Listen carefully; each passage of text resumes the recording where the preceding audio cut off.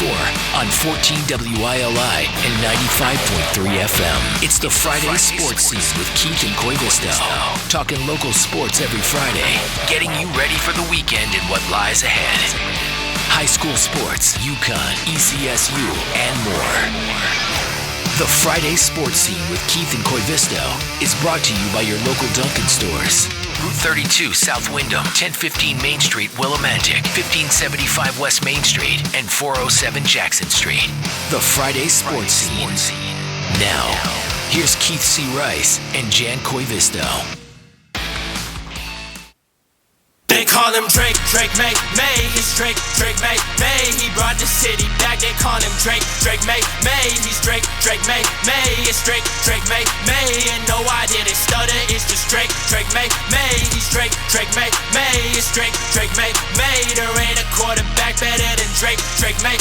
He's Drake, Drake May. It's Drake, Drake May. And no, I didn't stutter, it's just Drake, Drake May. When it all go down, they gon' be coming in Mayday. The way that boy be playing needs a major pay raise. Ain't much that they can't say till parades take place. And we at number 7 to the Patriots rank case from UNC. And now he's up in an E. Just took the AFC East like it was MBD. They chanting MVP, even in New Jersey. Who got the highest QBR? Boy, he's leading the league. He's steady going for 6 and rarely throwing a pick. That boy can scramble like an egg and doesn't crack when they blitz. There ain't a pass that he's missed. It's history in the making. Yeah, Brady had his time, but now we crowning Drake May. They call him Drake, Drake May. He's Drake, Drake May. He brought the city back. They call him Drake, Drake May. He's Drake, Drake May. It's Drake, Drake May. And no, I didn't stutter. It's just Drake, Drake May. That's not even the full song. Nikki G, we won the Drake May. Drake May. I'll tell you, they were singing that all day at Gillette in the snow. Welcome into the January 23rd edition of the Dunkin' Friday Sports Scene. I can tell I still don't have a voice from last week. It's getting a little better. Keith C. Rice, Nick Erlinson in for the coach. Coach K.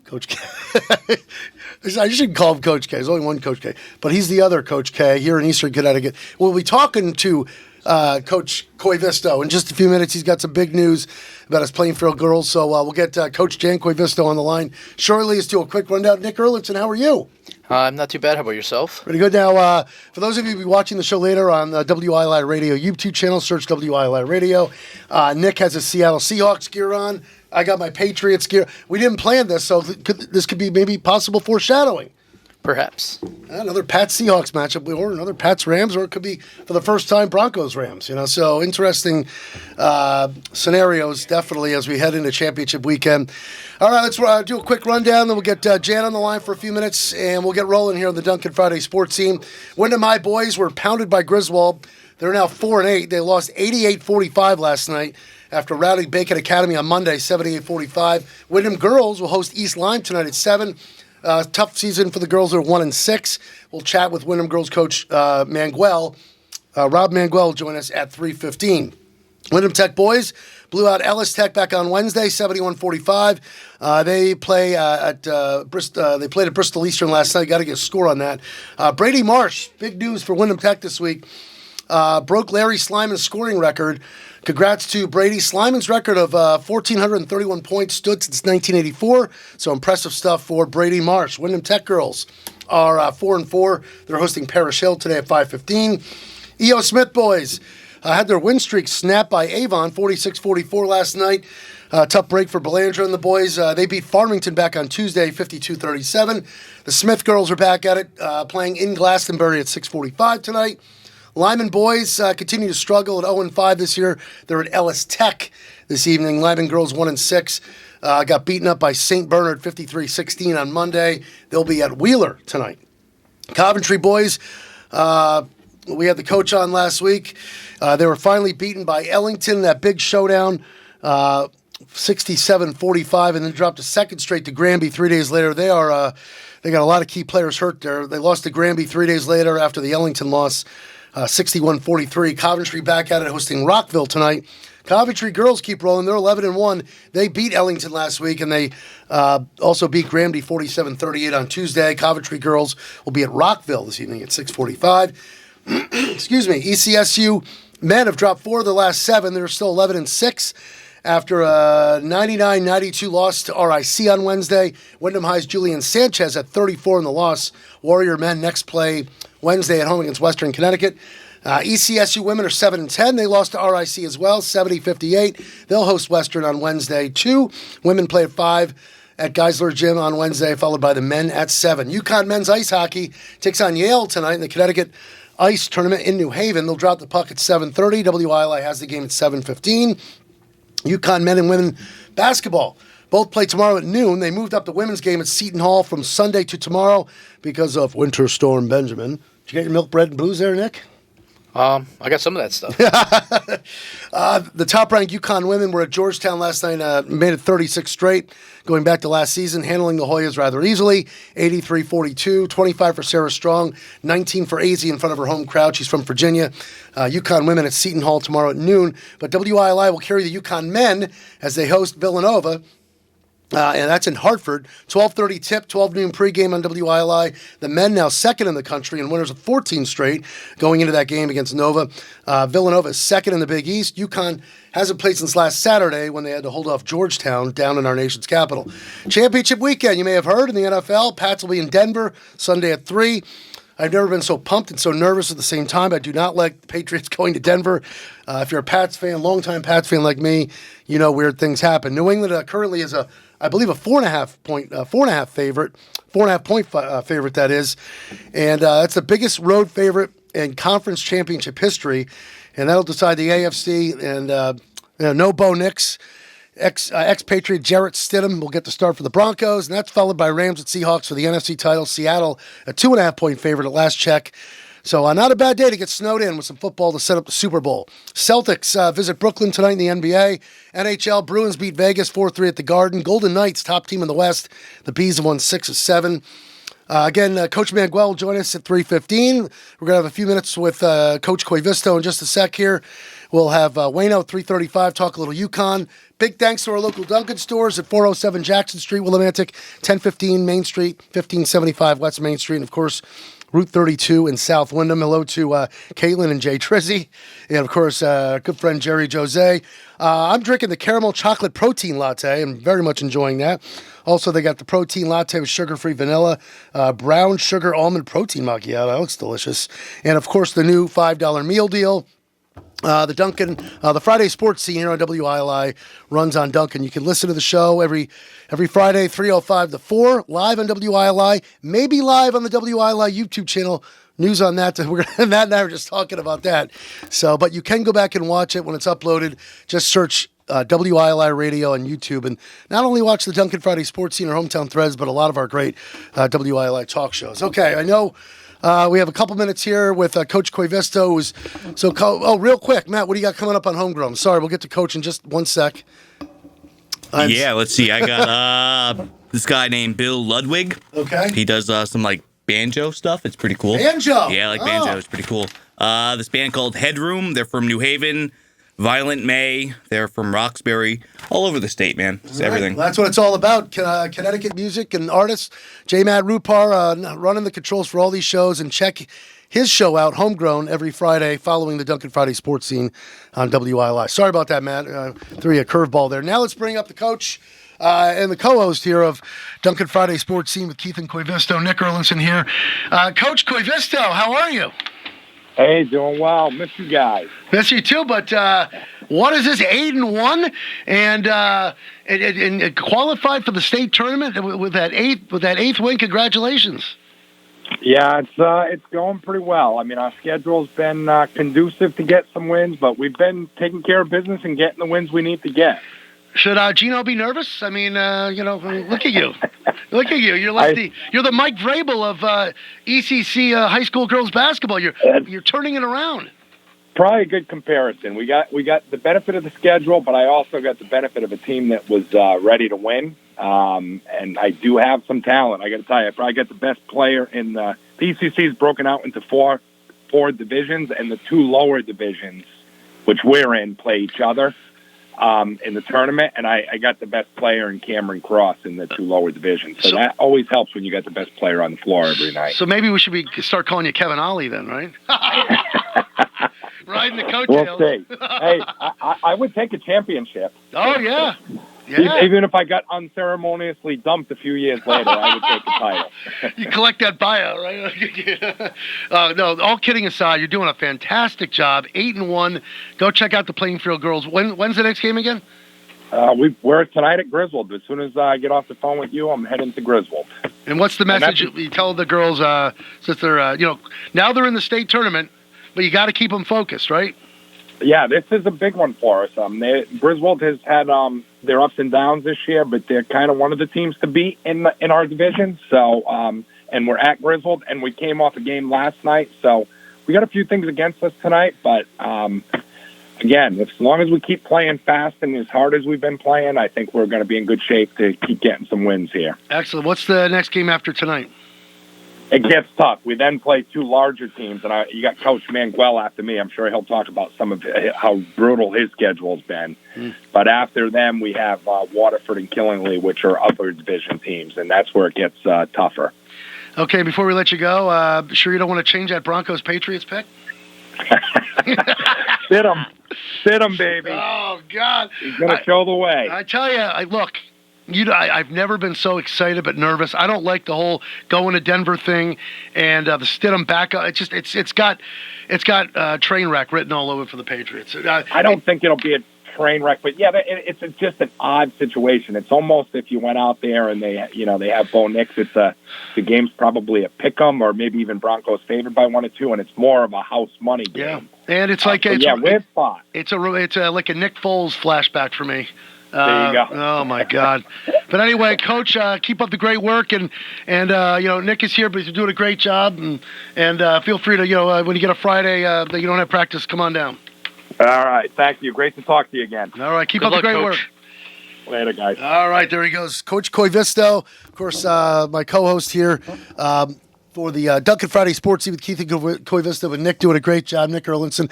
And we're going to talk to Coach Mangual in just a few minutes, the Wyndham High girls. But we're so busy with. I would love to get up there and check out the Plainfield girls. And Jan's did such a great job. I hope they keep winning because then I get to stay longer. That's right. But 8-1, and he says he kind of inherited a pretty good team. And but I'm all kidding aside, he's a new coach, so he's, you can inherit a great team, but they still got to, they got to listen to you. Yeah, they got to buy in and what you're selling. Yeah, absolutely. Good point, Nick.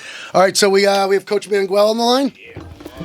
All right, we're going to connect here with another. Thank you, Matt. Coach Mangual. Hey, what's going on? Yeah, this is like the third or fourth time I've had you on, not in studio this time, but it's great to have you back on here. Coach Mangual from the Wyndham High girls basketball team. Keith C. Rice, Nick Erlinson, thanks for a few minutes on the Duncan Friday sports scene, sir. How you doing? You got a game tonight, right? Yeah, we play East Lyme, 7 p.m. at Wyndham High School. Now, it's been kind of a tough season, 1-6, but I'm sure there's been some positives. Talk a little about that if you can. Yeah, the positive note that we got a lot of incoming sophomores that are stepping up. We have Haley Christian.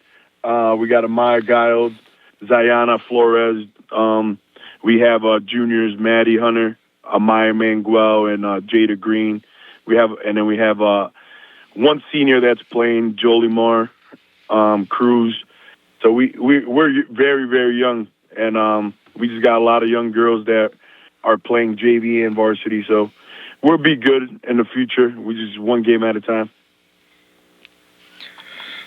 Hey, Coach. I had a question here for you. Unrelated kind of to your team, but I know in the Wyndham area, the fan base and the community are always behind you. How important is that when your team is struggling a little bit to your team? Hey, our fans are great. Winning or losing, they're always supporting. We still get a good crowd supporting our girls. I'm always getting texts from my past coaches or people from the community just keep on teaching. I had texts from like Bill Strand, Tom Spector, a lot of people, Coach Marty. just keep on. They coach sports for a long time. They always motivate me. Like, there's years that you're up, years you're down. You just got to keep on coaching fundamentals and coaching your team, and it'll just get better. So that's what we're doing, just coaching the young girls up. So great people that to hear from, no doubt about it. Getting texts from Spector and Coach Marty and other coaches along the way definitely helps you keep your head up, because you guys have the Wyndham girls program has had such a rich history too. You've been been in the state finals a couple times there under your watch, correct, Coach?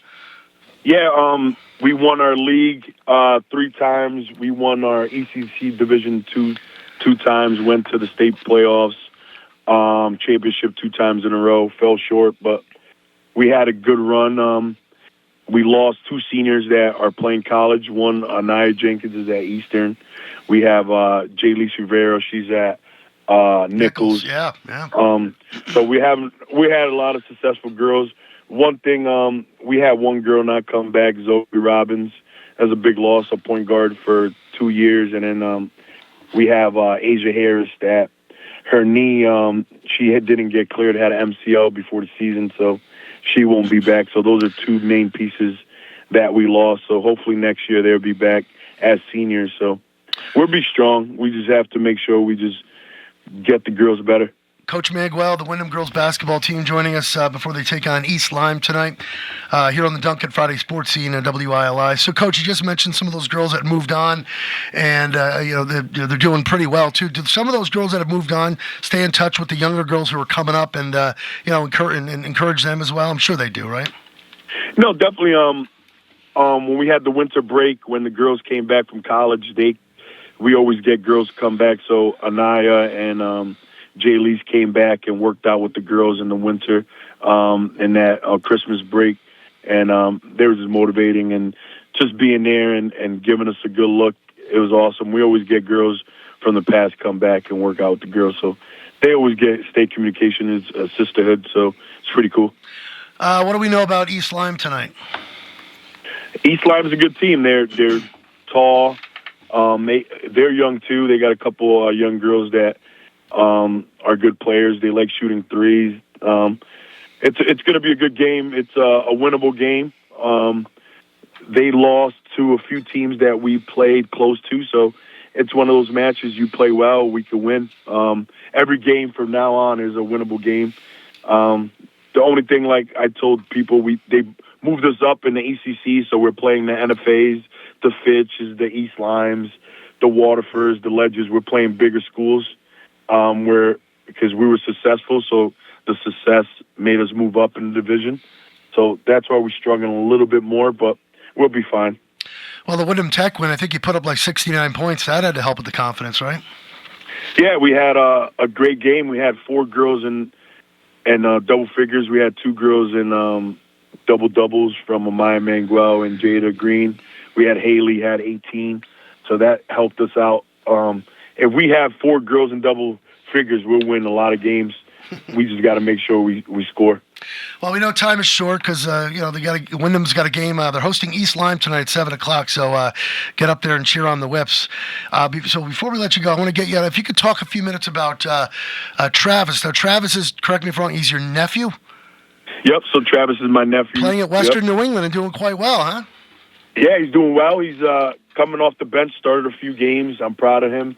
He's one of those kids that decided to go play football right away from Randall Proz's and our team at football. He got a scholarship at Post University, played 2 years, and he ended up deciding to going to play basketball. So he's doing good. That's his number one love, like we say. So he decided to go back and play basketball. Good for him. I forgot about the post-football experience there. Oh. Okay, yeah, yep. So he's doing pretty well at WNE. Very good. Yeah, he's doing very well. He's maybe like their 4th leading scorer. Comes off, he's a 6th man. He's considered, I think, a freshman in college with how many years he got left to so play. Is that like a red shirt? Is that like a red shirt sort of deal, or? No, because So the rule is if you could go to school 8 years, but if you didn't play football. If you played football for 2, you still got 4 years for basketball. Oh, okay. Yeah. So you think he's going to stay there? Does he really enjoy Western New England? Yeah, I see him staying there because he's already a junior. I see him staying there next year, graduating, and I don't know if he's going to go do anything after. They D2 again? I forget what they're D2. No, they're D3. They're D3. Okay. Yep. All right. They play Eastern. Yeah, they played Eastern. They lost to Eastern. Okay. Yep, they lost to Eastern. It was a lopsided game. Eastern's a good team. How about Julian Sanchez? Speaking of Wyndham players, doing pretty well for Eastern, huh? Another guy, man, 29 years old, playing at Eastern. He was a two-time All-Stater at Wyndham, if I'm not mistaken, and he's a great story. That guy, man. I think he went to the Air Force and then came back, decided to go to college. I'm super proud of him. Really? I didn't know about the Air Force with him. Very, very good. Yep. And he had 34 in that loss to RIC, but every time I turn around, he's like leading Eastern in scoring. So another Wyndham kid just, doing work. So it's good to see it. Coach, we're going to let you go because we got a game. 7 o'clock tonight, Whips at East Lyme. Best of luck, and we thank you for a few minutes. Good luck. Thank you. All right, thank you. Have a good one. All right, you too. There he goes, Coach Mangual, the Wyndham High girls basketball team. Go check them out as they take on East Lyme tonight at 7. We're going to take a quick break. On the other side, about 3:35. After the break, maybe Nick and I we'll get into UConn right away. We'll leave it up to Wayno. We'll talk UConn men's and women's hoops. Both the men and the women, I'm telling you. Men have won, 14 straight. Women, 36 in a row going back to last year. So I'm telling you, if everyone stays healthy, it could be, looking at another Final Four national champ. Let's not get ahead of ourselves, though. All right, so on the other side, we'll talk a little NFL. It is championship weekend, and you're listening to the Duncan Friday Sports Scene on 14 WILI and 95.3 FM. Back on the Duncan Friday Sports Scene, January 23rd edition here on 14 WILI 95.3 FM and the WILI YouTube channel. Now, you can't watch it live, but maybe Matt and I we're just talking about maybe down the road we'll see if we can start doing it live on the WILI YouTube channel. But for now, search WILI Radio on YouTube. Subscribe. You can watch all the shows, not just Duncan Friday Sports Scene or Hometown Threads. You can watch a lot of our shows here on WILI. And maybe down the road we'll start doing it live on YouTube too, as well as live on the radio. But before we get to Wayno and talk a little UConn, NFL Championship weekend. Very excited about that. You don't have to get him on the line right now, man. We'll wait a couple minutes. Yeah. Everyone's talking about, of course, around these. Oh, you know what? Before we get into that, we have a lot of Giant fans in the area. John Harbaugh, the big news. I got to admit, this time last week, he hadn't agreed yet because throughout the weekend they had to work out, minor details or, as they say, language within the contract, agent stuff. Anyway, John Harbaugh is the new head coach of the New York Giants, and good for that fan base. They finally get a real coach in there, somebody who knows what the heck they're doing, right? Yeah, it's been a little bit. Yeah, I'd say. Who was the last good one? They had Coughlin? Coughlin, very good point. Yeah. Probably was, because then they had a bunch of, no knock on these other guys they brought in, like Dayball, you could make fun of Joe Judge all you want. He kind of crashed and burned. But, John Harbaugh has, he has a Super Bowl win. But how consistent have the Baltimore Ravens been for those 18 years he's been there? I mean, they're always in the thick of things. The guy wants to win every game. Look at the preseason record that the Ravens have had for years. He literally wants to win every game. So if I'm a Giant fan, I got to be pretty happy about Harbaugh. Yeah, I think he'll be good for those young pieces that they have there with Dart and Scattaboo and Tracy and Malik Neighbors coming back next year. Great point. That's an awesome young core if you think about it. And I heard from a lot of people that the Giants were number one on Harbaugh's list. And little piece of me goes out. I feel a little bad for the New York Jets. Not that bad, but all these great coaches become available, and the Jets have Aaron Glenn. We shouldn't. You never know. He's been there for a year. But look what the Patriots did last year. Mayo wasn't the guy. They got rid of him, and they got Vrabel. All these great coaches, Mike Tomlin, Harbaugh. You can go right down the line. Who's another guy? Anyway, there's a lot of great coaches that have become available, and the Jets sticking with their guy, Aaron Glenn. So I don't know. So it's going to be interesting to see, what happens in the future of the Jets. Yeah, that's just the Jets being the Jets. So, all right, we'll get Wayno on the line in just a sec. There's a lot to talk about. with my laptop's going to die, but so anyway, I might have to plug this in soon. We got Wayno coming on, talk a little UConn men's and women's hoops. As I said, I'm going to try and do this live radio. I'm going to try and plug in my laptop while we're on, so don't be afraid to jump in. The UConn men and women the women have won 36 in a row, the men 14 in a row. And now the men have somewhat of a test tomorrow. It's at home, it's in Hartford, against a Villanova team that's pretty decent, so. Yeah, Villanova usually puts a good team on the court. Second in the Big East. Now, the men have had some close calls. Seton Hall and Providence. Didn't they just barely beat Georgetown? Yeah, that was, in fact, I want to ask Wayno about that. I was in and out of that game. I had other stuff going on, but so we'll see. Yeah, the Big East is stacked, though, so they always have anybody that could upset UConn at any time, really. Right. They know each other so well, all the teams there. I say that every week, and first I roll my eyes. Oh, they got. But you're right. Every Big East road game is a test, and I'm sure that's what Wayne will say in just a sec here, as we talk UConn men and women. Now, just to update you again, the UConn women were supposed to play down in Jersey Sunday at noon, but that game has been moved up to tomorrow at noon because of Winter Storm Benjamin. We will take the men's game, though, UConn Villanova on WILI. And one of the guys that will be bringing you that game, along with Mike Crispino, is joining us now. Good afternoon, Wayno. Hold on. Oh, hold on. Here we go. Wayno? Hello. Hey, good afternoon. Good afternoon. How was your nap? I haven't taken it yet. You're keeping me up. All right. Well, we'll just keep you for a couple of minutes. No, I'm kidding. All right. Anyway, let's get it. Nick and I were just talking about. Did I say that right, Wayno? First of all, is it Nick and I, or is it me and Nick, or Nick and myself? The English teacher over here. I'm sorry. You got me thinking about that now. That would be that sentence would be Nick and I. No, so I was right. Nick and I. Right, Nick? Yeah, that sounds about right. Well, it's like my grandmother all over again. I got to think about the correct way to say that. Anyway, before we got I'm older than her. Before we got you on the line, Nick and I were discussing the end of that UConn-Georgetown game last week. And I say it every week on the Duncan Friday Sports Scene, you can't take a Big East road game for granted. But what happened towards the end there, they kind of let I was in and out of that game because I had other stuff going on, but they let the Hoyas creep back into that one, huh?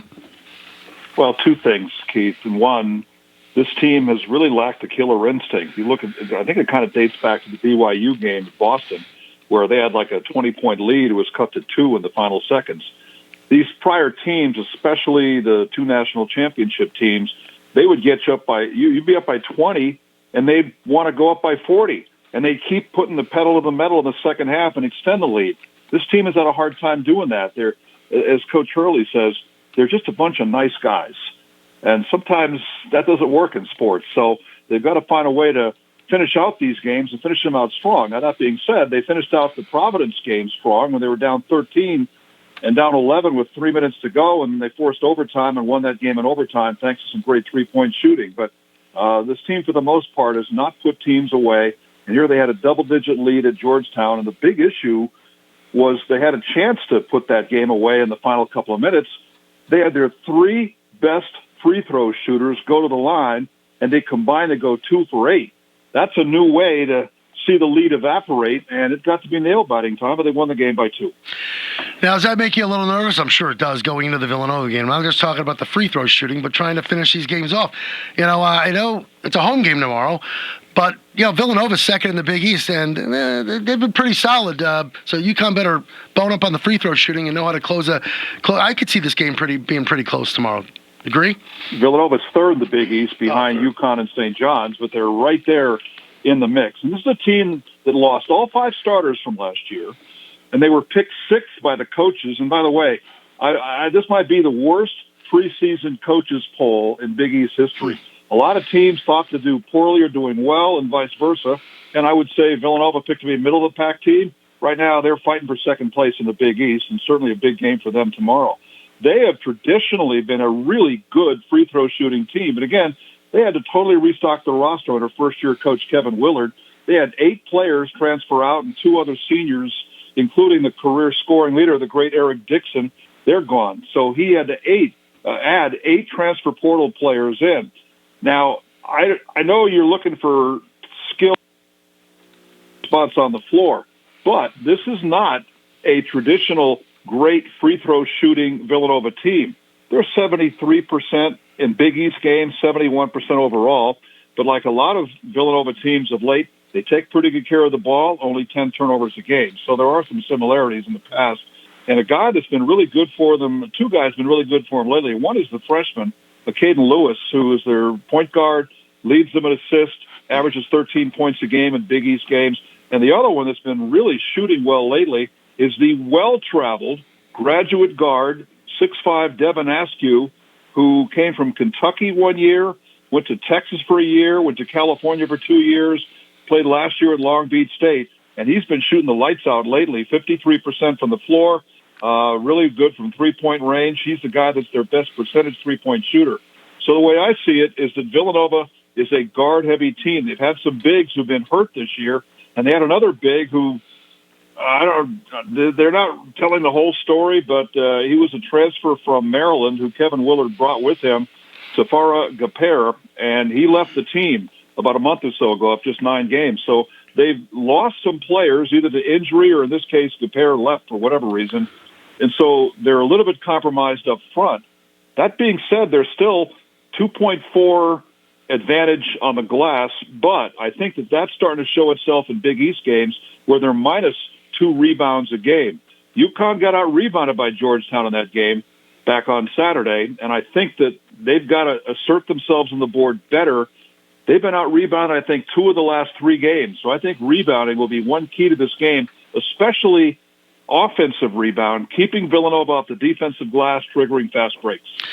Has it kind of surprised you what Kevin Willard has done so quickly? Now, this is Willard's second go-around in the Big East, correct?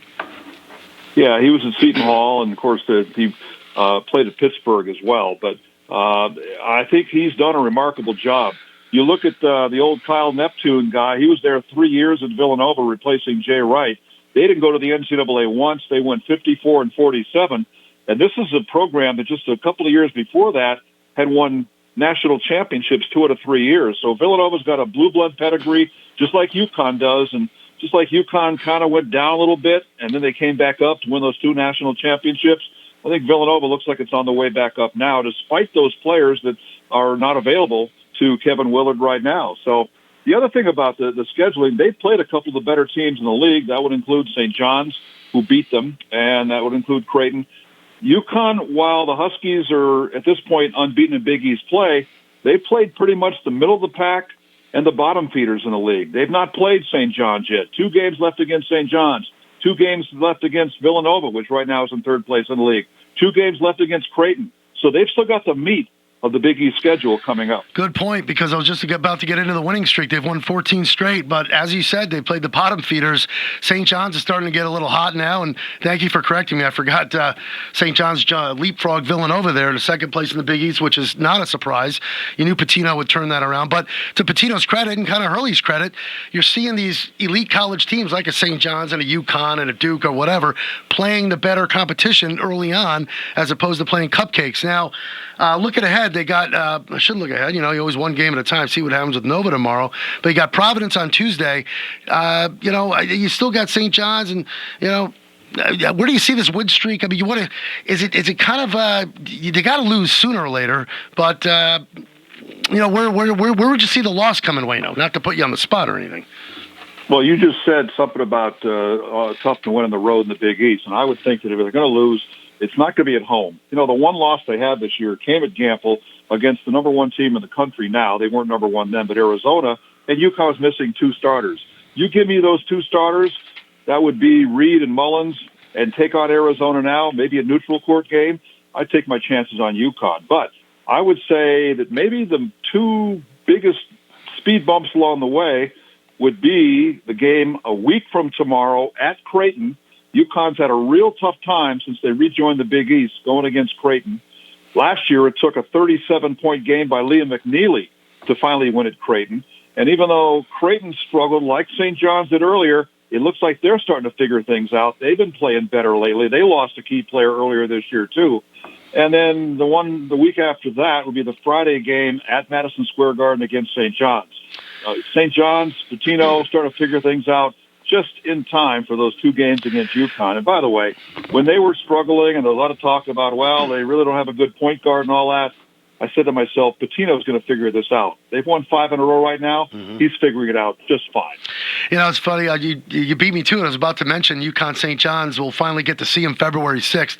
Going back to when the college basketball season kicked off, it's almost like when you look at the schedule, like when's the Red Sox-Yankees first matchup? I couldn't wait for UConn St. John's because I've been saying all along, and you never know in the Big East. You gotta. You feel like it's going to come down to UConn St. John's in the Big East Tournament Championship. But anything can happen. You've seen it. How many decades? Over 3 decades doing Big East basketball. Anything could happen in Madison Square Garden. But I think UConn fans would love to see a Pitino-Hurley Big East Tournament final. With that being said. Well, that had plenty of marquee value, and it's crazy. You look at the preseason coaches poll. I talked about how bad it's been this year. They picked St. John's to win the league. They picked UConn to finish second. And then when the poll came out, you had UConn and St. John's going 4 and 5 in the national AP poll. And St. John's eventually dropped out of the top 25. And then a couple of weeks ago, they didn't get a single vote.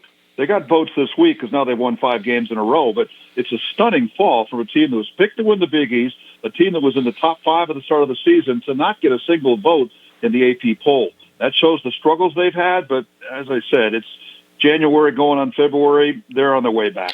By the way, their game tomorrow at Xavier's in Cincinnati, and just like how the UConn women moved their game up from Sunday to tomorrow, Saturday, because of the storm, they moved the St. John's at Xavier game tomorrow up an hour from 2:30 to 1:30 or 1:30 to 12:30, something like that, so St. John's can get out of Cincinnati before this storm starts there in Cincinnati around 4 o'clock tomorrow. So this storm is causing all kinds of disruptions around college basketball and in the Big East.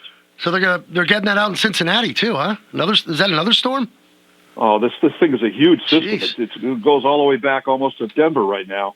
And by the way, I know what a big Patriots guy you are.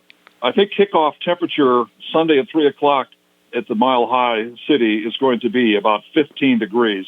It'll be lovely. Look, I don't care if it's 15. The fact that game's in Denver scares the crap out of me. I told you that earlier this morning. It's just like, I don't like that. It's got bad vibes written all over it. But one more thing about St. John's real quick, because I want to get on to the UConn women. What went wrong with St. John's earlier in your mind? It's that I think that the thing is that they didn't really have a true point guard. They've got some really good players. Zuby Ejiofor is the preseason Big East Player of the Year, but sometimes they didn't get him the ball when they had to. They didn't get the... Uh-oh. Did we lose him? Looks like it. I hear a big buzz. Yeah, I don't know. I'm going to... All right, see if we can reconnect with Wayno there. Yeah, there was something going on earlier in the call there. I'm trying again. Keep going. I don't know. Keep going. Okay, well, yeah, we'll try and reconnect with Wayno. I thought I heard something else earlier in the call. Yeah, it cut out for a second. Yeah. But I'll tell you, the UConn men look great. I can't wait till February 6th. I cannot wait for that first UConn St. John's game. Yeah, that's the marquee matchup of the Big East, I think. It is. And with all due respect to Villanova, and he said Creighton's starting to figure it out. That's what makes March so much fun when you get to, the tournament at Madison Square Garden. Because, everyone's saying, okay, UConn St. John's. You never know. There's upsets in that tournament all the time. I always enjoy watching Creighton for whatever reason. They always seem to put on a good game, and I don't know. I just enjoy watching them. Yeah, the Big East is always fun. I grew up, I used to get in all-out wars with ACC people. This is back in the day. Big East over ACC. I will always stand by the Big East. Wayno, you there? What happened there? I am. 2 tin cans and a string. Well, contrary to popular opinion, I did not fall asleep. Hey, we were talking about 15 degrees Patriots game at Denver. You were at the one, was it last week when it was so cold, wasn't it? What was that experience like? I will tell you this. My entire body was very warm, and I was double-socked, wearing boots, and it was about halftime, like I can't feel my toes. But a buddy of mine said, try stand, because you stood the whole game. Nobody sat because the seats are wet, and the snow was coming down big time in the second half. We were down low, but a buddy of mine says if you stand on cardboard with your boots, your toes will be fine. Nobody brought me any cardboards.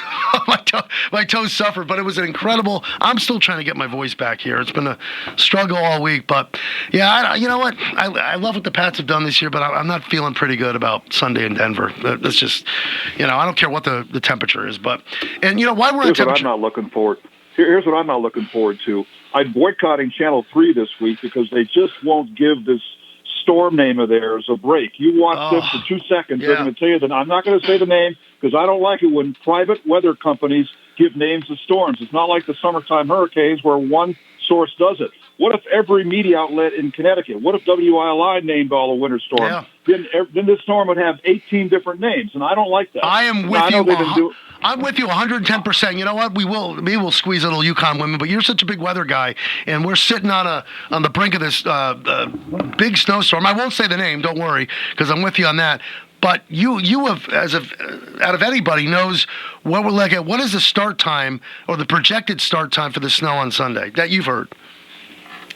Well, traffic and weather together. I think we're talking about the first light flakes being about 9, maybe 10 o'clock. But I think you can probably still get around until noon on Sunday. But I think afternoon you want to be hunkered down and whatever. All I was going to say was that I had this feeling that the Patriots game is on Channel 3.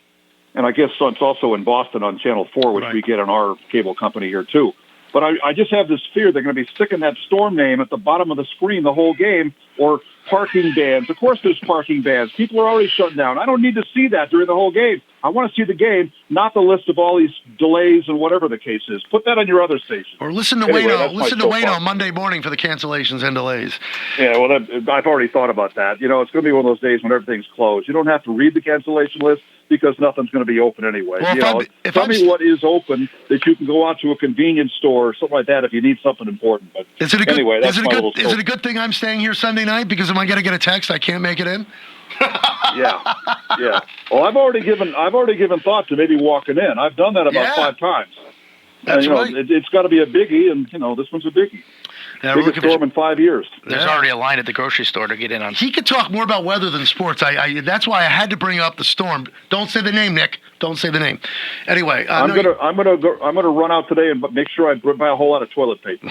Isn't that what people do when one of these buy milk and toilet paper? Yeah, you could buy enough bread. You could have French toast for a month, or at least a few months. Anyway, the Yukon women, they just continue to roll. We'll spend unfortunately, a minute or two with them. But what more can you say? I mean, 36 in a row going back to last year. No problem with Georgetown down in AZ's hometown area there.